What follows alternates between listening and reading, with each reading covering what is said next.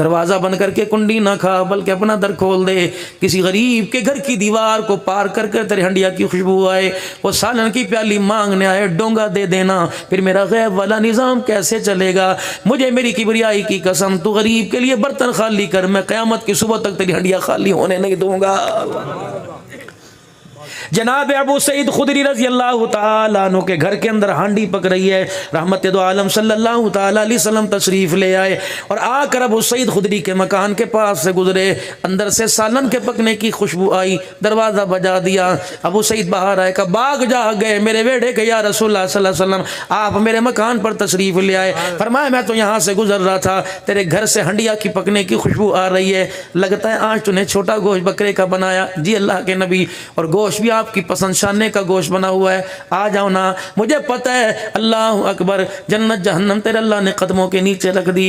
मुझे पता है हिदायत का पैगाम अल्लाह ने तेरे पैगाम में रख दिया। अल्लाह अकबर, जरा आओ फेरे मार जाओ, दो लुक़मे लगा के चले जाओ, मेरे दस्तरखान के बाग जाग जाएंगे।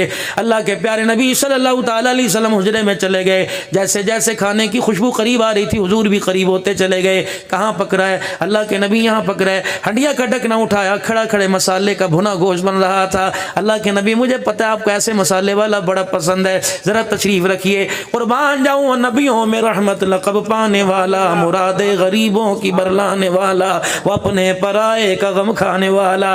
हंडिया को ढकने से प्लेट से ढांक दिया। फरमाया अबू सईद खुदरी, तेरे इलाके में कौन कौन रहता है? सारे छोटा गोश्त खाने वाले। क्या नहीं अल्लाह के नबी, ये पड़ोसन है, कुछ दिन पहले इसके शौहर का इंतकाल हो गया, 4 यतीम बच्चियां छोड़ के चला गया। सामने वाले मकान की ये मेरी भाभी जान है, रिश्तेदार है। जब मैं घर आने लगा तो पीछे से आवाज दे के कहा था, भतीजों का ख्याल करियो। साथ वाला नमाजी मस्जिद से नमाज पढ़ के फला फला निकला था और मेरा हाथ पकड़ के कह रहा था, अबू सईद खुदरी मेरे लिए दुआ कर, भूख मुझे खड़ा नहीं होने देती। हुजूर की आंखों में आंसू आ गए। अबू सईद रजी अल्लाह तआला अन्हु कहने लगे, या रसूलल्लाह, माँ बाप कुर्बान, मेरी वजह से कोई तकलीफ हुई? फरमाया, हैरत है अबू सईद, तेरे मोहल्ले में यतीम भूखे रहे तो फिर भी छोटा गोश्त खा रहा है। अल्लाह के नबी, फिर मैं क्या करूं? आपने फरमाया, जब पानी का बर्तन भर के ला, पानी का बर्तन प्याला लेके आए, सालन में डाल दिया, दूसरा लाए, सालन में डाल के पतला सा शोरबा बना दिया। फरमाया, तेरे घर के अंदर 3-4 बर्तन होंगे का जी? फरमाया, ला मुझे दे। अबू सईद कहते मैं दोनों हाथ में प्याला पकड़ के बैठा रहा।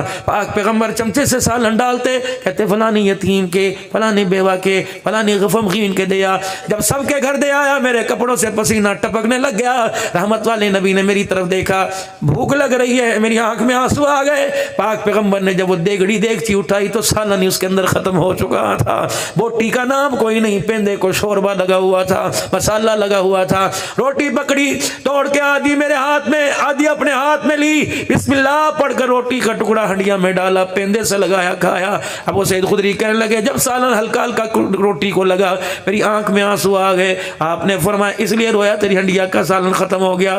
कहा नहीं या रसूलल्लाह, रोना तो मुझे इस वजह से आया, बच गया। अल्लाह अकबर, आपने मेरे दस्तरखान को खुदा के अजाब से बचा लिया, मुझे अल्लाह की नाफरमानी से बचा लिया।